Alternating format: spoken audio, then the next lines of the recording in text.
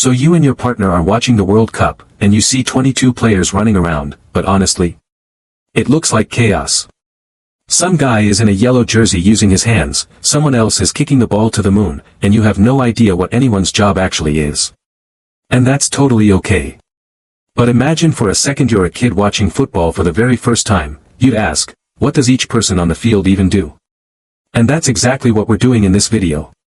Today, I'm breaking down every single position in the World Cup like you're 5 years old, because honestly, that's the best way to actually understand what makes a football team tick. We'll start with the basics. There are 11 players on each team, and they're all grouped into 4 main jobs: goalkeepers, defenders, midfielders, and forwards. But each of those groups has different roles, and once you understand each one, you will never watch a match the same way again. So let's walk onto this pitch and meet the team, starting with the only player on the field who can use their hands, the goalkeeper. The goalkeeper wears a different colored jersey and literally stands in front of the net like a wall. Their job is to stop the other team from scoring, and they're the last line of defense.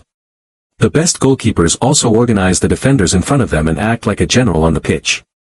Next up are the defenders. These are the players who protect the goalkeeper and try to stop the attackers from getting to the goal. In a typical World Cup lineup, you'll see 2 center backs in the middle who are tall and strong and head the ball away, a right back on the right side, and a left back on the left side. The full-backs, that's the left back and right back, have a tricky job. They have to defend, but they also need to run forward and help the attack, which is why they're some of the fittest players on the pitch. And behind all this, the center backs are usually the ones who shout the most. Now we move to the middle of the pitch, where the midfielders live, and this is where the real brain work happens. The midfielders are the link between defense and attack, and they do most of the running. You've got central midfielders who pass the ball, tackle, and basically run the game, defensive midfielders who sit just in front of the defense and break up attacks like a human shield, and attacking midfielders who create chances for the strikers with clever passes and dribbles. The attacking midfielder is often the team's magic man, wearing the number 10 jersey and pulling off those passes that make you rewind the TV. On the sides of the midfield, you have wingers, the left winger and right winger, who use their speed to run down the sidelines and cross the ball into the box for the strikers.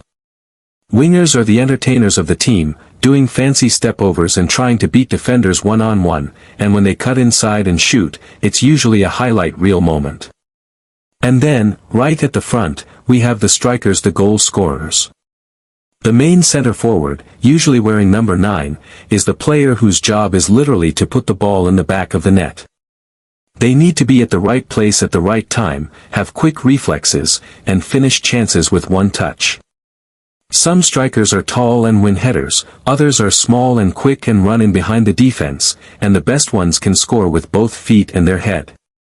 Now, all these 11 players don't just stand in one spot, they move as a team in different formations, which is just a fancy word for how the coach arranges them. The most common formation you'll see at the World Cup is 4-4-2, 4 defenders, 4 midfielders, 2 strikers, 4-3-3, 4 defenders, 3 midfielders, 3 forwards, or 3-5-2, 3 defenders, 5 midfielders, 2 strikers.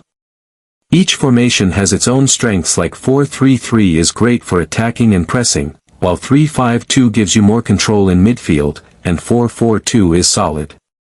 Now that you know the positions, let's talk about how the World Cup itself actually works, because that can be just as confusing as Offside. The World Cup starts with a group stage, where 32 teams are divided into 8 groups of 4, and each team plays every other team in the group once.